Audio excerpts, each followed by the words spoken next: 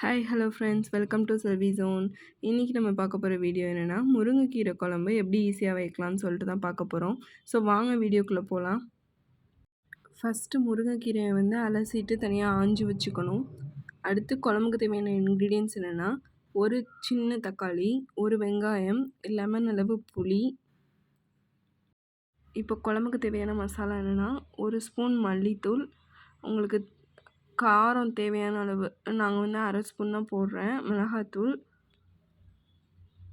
அதுக்கப்புறம் வந்து தேங்காய் கொஞ்சம் அரைச்சி பேஸ்ட்டாக எடுத்துக்கிறேன்.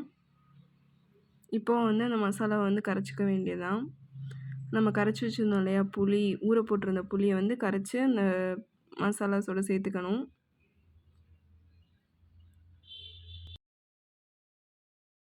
சில பேர் கேட்பீங்க, மசாலா ஏன் தனியாக கரைக்கிறீங்க, ஸ்ட்ரெயிட்டாக கிண்டு போதி போட்டுக்கலாமே அப்படின்னு. அது வந்து பிகினர்ஸ் சமைக்கும்போது அந்த மசாலா வந்து கருகிடும், சில பேருக்கு தெரியாது. அதனால இப்படி பண்ணுறது வந்து பெட்டர். இது மாதிரி நல்லா கரைச்சிக்கணும், கட்டி இல்லாமல் கரைச்சி விட்டுக்கணும். அந்த மசாலாலாம் தேங்காய் எல்லாமே போட்டிருக்கோம்ல அதெல்லாம்.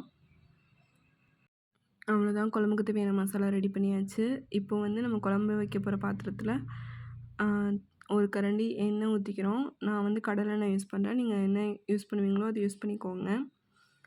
எண்ணெய் காஞ்சதுக்கப்புறம்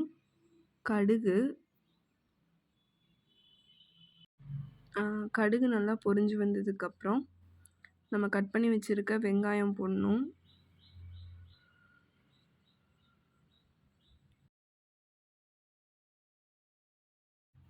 இப்போ வெங்காயம் நல்லா வதங்கட்டும்.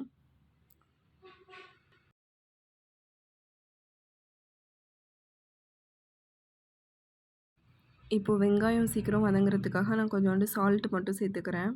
அப்போது வெங்காயம் சீக்கிரம் வதங்கிடும். இந்த ஸ்டேஜில் வந்துட்டு தக்காளியும் ஆட் பண்ணிக்கலாம், சேர்ந்து நல்லாவே வதங்கும். இந்த குழம்பு வைக்கிறதுக்கு வந்து ரொம்ப டைம்லாம் எடுக்காது, 10 மினிட்ஸ் தான், உடனே ஈஸியாக வச்சிடலாம்.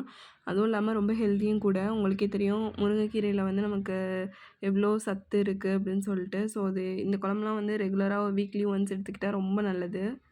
இப்போது அது நல்லா வதங்கிடுச்சு. நம்ம வந்து வாஷ் பண்ணி வச்சுருக்க முருங்கைக்கீரை ஆட் பண்ணி அதையும் லைட்டாக வதக்கிக்கிறோம்.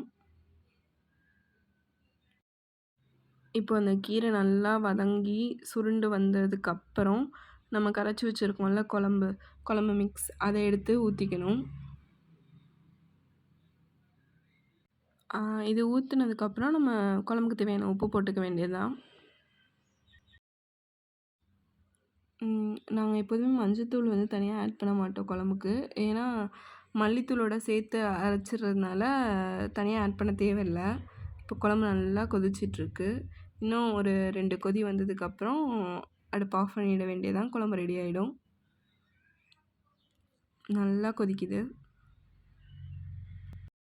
அவ்வளோதான், கீரை குழம்பு ரெடி.